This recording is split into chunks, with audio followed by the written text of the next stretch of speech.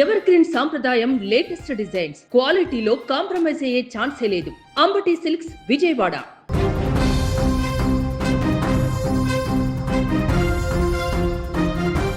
తమిళనాడు ముఖ్యమంత్రిగా బాధ్యతలు స్వీకరించిన నటుడు రాజకీయవేత్త జోసెఫ్ విజయ్ తన తొలి ప్రధాన పరిపాలనా నిర్ణయంతో ఇప్పుడు సంచలనం సృష్టించారు.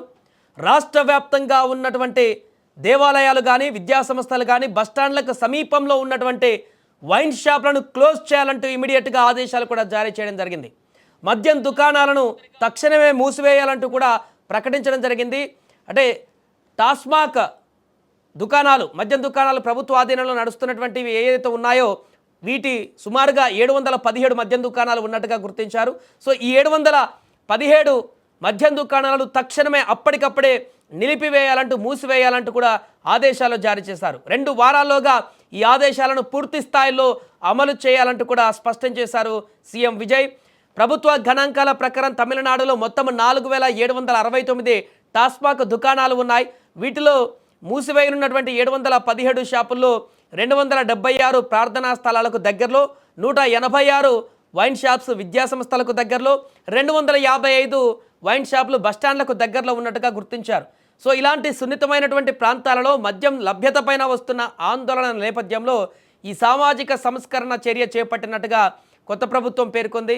ఏదేమైనా రావడంతో ముఖ్యమంత్రి విజయ్ కొన్ని సంచలనాత్మక నిర్ణయాలతో ముందుకు వెళ్ళబోతున్నట్టుగా ఈ నిర్ణయంతో మనకు అర్థమవుతుంది. ఇప్పటికే ముఖ్యమంత్రిగా ప్రమాణం చేసిన వెంటనే 200 యూనిట్ల వరకు ఉచిత విద్యుత్ పైన సంతకం చేసినటువంటి విజయ్ ఆ తర్వాత మిగతా అన్ని అంశాలపైన కూడా ఒక్కొక్కటిగా ఇప్పుడు ఫోకస్ చేస్తున్నారు. సో తొలి సంతకం ఫైల్ పైన చేసిన తర్వాత మహిళల భద్రత కోసం కూడా ప్రత్యేక దళం, ప్రతి జిల్లాలో యాంటీ డ్రగ్ యూనిట్లను కూడా ఏర్పాటుకు ఆమోదం తెలిపిన విషయం మనందరికీ తెలిసిందే. అయితే ప్రమాణ స్వీకారం అనంతరం విజయ్ చేసినటువంటి అత్యంత కీలకమైనటువంటి ప్రకటన డిఎంకేను లక్ష్యంగా చేసుకుంది. 2021-2026 మధ్య కాలంలో రాష్ట్ర ఆర్థిక పరిస్థితి పైన శ్వేతపత్రం విడుదల చేస్తామంటూ కూడా ఆయన ప్రకటించారు. రాష్ట్రంలో 10 లక్షల కోట్లకు పైగా అప్పుల ఊబిలో కూరుకుపోయిందన్నారు. ఖజానా పూర్తిగా ఖాళీ అయింది అని తన తొలి ప్రసంగంలో విజయ్ ఆరోపించారు. ఇటీవల జరిగిన ఎన్నికల్లో విజయ్ నేతృత్వంలోని తమిళగ వెట్రికలగమ అతిపెద్ద పార్టీగా అవతరించి వామపక్షాలు కాంగ్రెస్ మద్దతుతో సంకీర్ణ ప్రభుత్వాన్ని ఏర్పాటు చేసినటువంటి సంగతి మనందరికీ తెలిసిందే. ఆ తర్వాత ఈ యొక్క ఆరోపణలు ఖజానా ఖాళీకి సంబంధించినటువంటి వాదోపవాదాలు జరిగిన తర్వాత నిన్న మరలా మాజీ ముఖ్యమంత్రి స్టాలిన్ ఇంటికి కలిసినటువంటి సన్నివేశాన్ని కూడా చూడడం జరిగింది. ఏదేమైనా కూడా ముఖ్యమంత్రిగా ప్రభుత్వ పాలనా వ్యవహారాలను పూర్తి స్థాయిలో తీసుకున్నటువంటి విజయ్ ఇక తన నిర్ణయాలతో ముందుకు వెళ్ళబోతున్నట్టుగా కనపడుతుంది. పూర్తిగా గతంలో ప్రభుత్వాలకు భిన్నంగా తన సామాజిక పరమైనటువంటి నిర్ణయాలతో ముందుకు వెళ్ళేటువంటి అవకాశం విజయ్ చేయబోతున్నట్టుగా తెలుస్తుంది.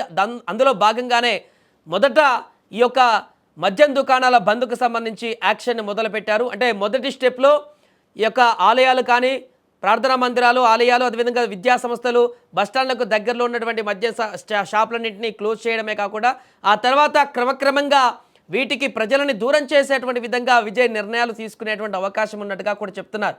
ఏదేమైనా సామాజిక కోణంలో ఆలోచించేటువంటి విజయ్ ఇప్పుడు తీసుకున్నటువంటి మొదటి అంటే నిన్న ఎమ్మెల్యే ప్రమాణ స్వీకారం జరిగింది.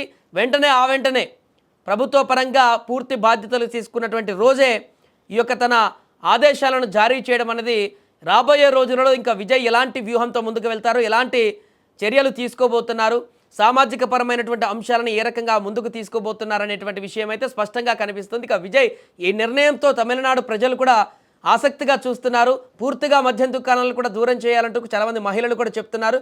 ఆ డిమాండ్కి సంబంధించి ఫ్యూచర్లో ఏం జరుగుతుందో చూడాలి. కానీ మొదటగా అయితే మొదటి రోజే ఇలాంటి యాక్షన్ తీసుకోవడం విజయ్ ఒక సంచలనాత్మకంగా మారింది. ఇంత బిగ్ డిసిజన్ అని చెప్పాలి. 717 మద్యం దుకాణాలు, ఎందుకంటే ప్రభుత్వానికి ఆదాయం తెచ్చిపెట్టేటువంటి ఇలాంటి వాటిపైనే ఇప్పటికీ ఖజానా ఖాళీగా ఉందంటూ చెప్తున్నటువంటి ముఖ్యమంత్రి వాటిపైనే సామాజిక దృక్పథంతో వాటిని వెంటనే మూసివేయాలని చెప్పినటువంటి ఆదేశాలు ఏదైతే ఉన్నాయో ఇది కొంత అతను చాలా బలమైనటువంటి నిర్ణయాల దిశగా అడుగులు వేస్తున్నట్టుగా కనపడుతుంది. ఏదేమైనా విజయ్ తీసుకున్నటువంటి ఈ నిర్ణయానికి సంబంధించిన చర్చ అయితే ఇప్పుడు తమిళనాడులో కొనసాగుతోంది.